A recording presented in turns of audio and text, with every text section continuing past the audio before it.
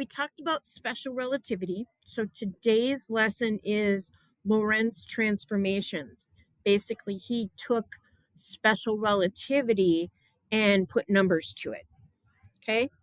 Our learning target, I will explore how Lorentz transforms mathematically describe changes in space and time between reference frames moving at high velocities and apply this understanding to analyze phenomena in physics and technology, such as GPS systems and particle accelerators, where relativistic effects are significant. Okay, so remember that in Einstein's relativity, special relativity, clocks no longer measure the identical time intervals for the same event in different inertial frames. Okay, so here's one event. This is the same event, but they're not seen from the same inertial frame. Okay, so they're different in each frame. Hendrik Lorentz studied these differences in time and determined that the time intervals dilated. Okay, dilated means becomes longer in the perspective of the original reference frame. This led him to form the Lorentz transformations. And a definition of that Lorentz transformations is a relation between position and time coordinates of the same events as seen in different reference frames, according to the special theory of relativity. Okay, so let's get into the nuts and bolts. So what Lorentz found was that time isn't the same in each of the reference frames. He did find that it actually got larger in the proper time. So we kind of need to know what proper time and proper length means. So the proper time interval between two events is the time interval measured by an inertial observer at the place where the event occurs. Okay, proper time is often expressed as delta t0. So proper time would be when you have, this rocket's going to take off and go out into outer space, right? You sync up your watches so that you have the exact same time. What Lorentz found is that the time in any other frame will be observed as longer than the proper time. So when these sync up, okay, when this person goes and they're moving, at a speed, bigger than half the speed of light, the time observed by the person in the rocket seems smaller than the time observed on Earth. Okay, this is called time dilation. Okay, he also found the same idea with length, except it's the opposite. He found that the length will become less. So the proper length is the spatial distance between 2 points when measured in a frame of reference where they are stationary. Okay, so at the when the rocket takes off from Earth, right, you have a proper length of the rocket, right? The proper length would be whatever you measure on the ground, right? But when they're measuring, let's say the length from Earth to Alpha Centauri, right? There's a specific length. When you're going at high speeds, right, that length becomes smaller. The length becomes larger. That's dilating, right? So an observer from Earth observes the rocket being smaller, and the person in the rocket observes the Earth being smaller. Okay, so Lorentz found that length is in any other frame will be observed as shorter than the proper length. Okay, and proper length is delta L0. All right.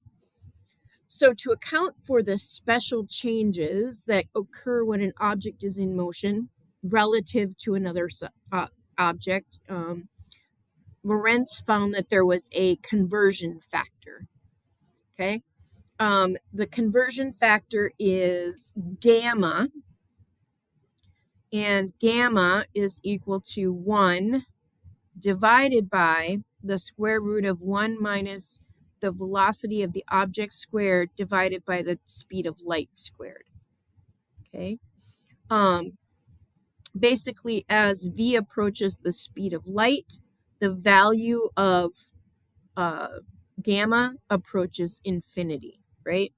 So as you get closer and closer to the speed of light, the object becomes infinitely larger. Okay. The value of gamma is equal to 1 at ordinary speeds, and it can be up to 0.20 times c. Okay.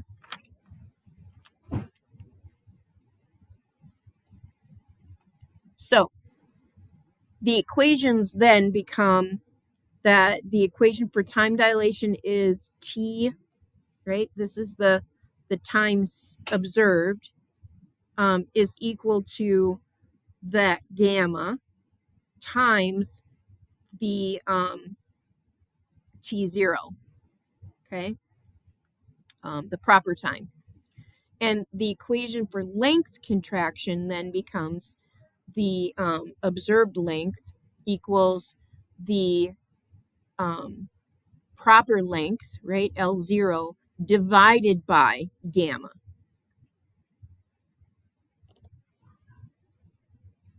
Okay, so Lorentz didn't just come up with just those two things. He actually came up with a way to modify Galilean's relativity equations so that they are correct in special relativity. Okay, and so you can see the differences between the Galilean and the Lorentz transformations, right? Don't worry about y prime and z prime. That's if you have like three-dimensional. We're not going to do that. And then Lorentz changed the time constant, right? Instead of t prime equals t, he changed it so now it's c times t instead of just t. It's just accounting for, the c is accounting for space. Okay, so it's like space-time. All right, so let's say we have two clocks in two frames of references, S prime and S, and they're adjusted so that when x equals x prime equals 0, right? So the proper length is 0, okay? And then t equals t prime equals 0. So basically this is the proper time, okay? An event occurs in x1, which is 75 meters. Don't worry about the y and z, and then the time is 0.5 microseconds. That same event occurs at x2, which is x prime, at 160 meters, and t equals 0.75 microseconds. Okay, so we want to calculate the distance between x1 and x2, and we want to know the time interval between t1 and t2. Okay, so we're going to use our givens, which is our proper time and our proper length. Okay,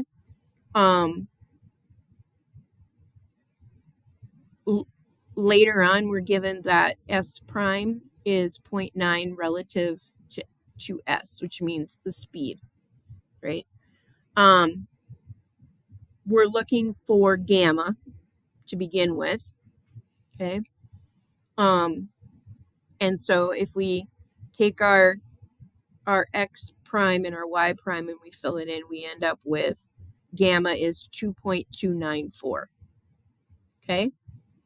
So now go back to our first question, which was, what's the change in length? What's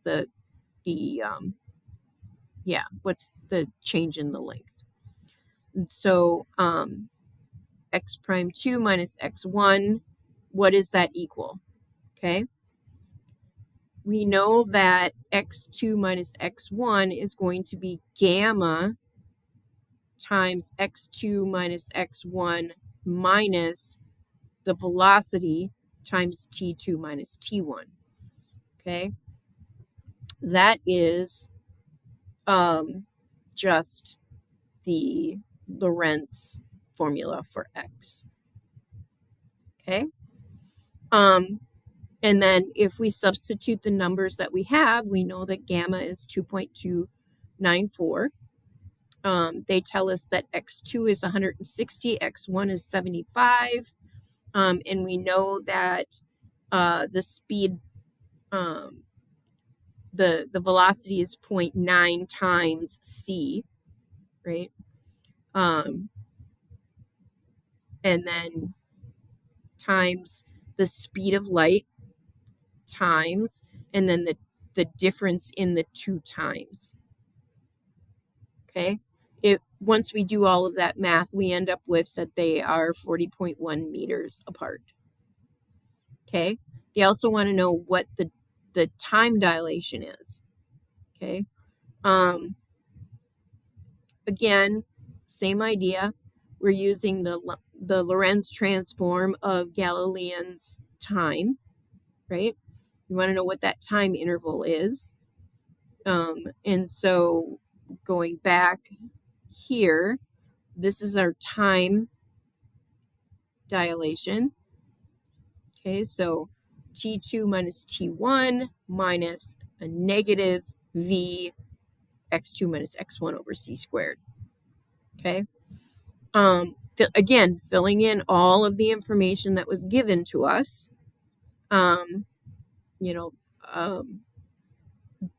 then solving it, you get 1.1 microsecond.